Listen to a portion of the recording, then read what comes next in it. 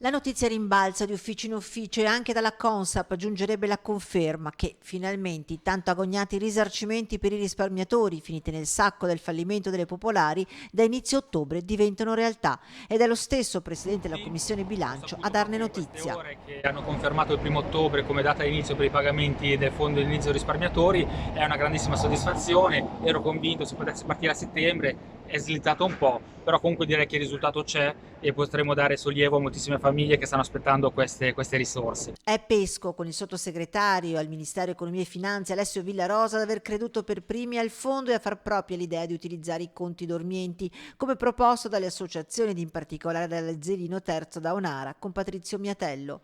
Una vicenda lunga e dolorosa, quella del crack delle popolari, con un processo ai vertici Banca Popolare di Vicenza ancora aperto ai risparmiatori che hanno perso patrimoni, altri che si sono tolti la vita.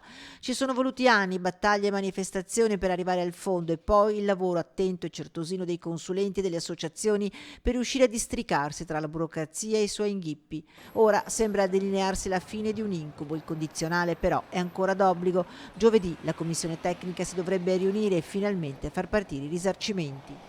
Ci è stato confermato da più parti, anche dall'ente che gestisce Consap, che giovedì 1° ottobre ci sarà la commissione tecnica che come ordine del giorno si incontrerà e andrà a decidere l'inizio di questi bonifici.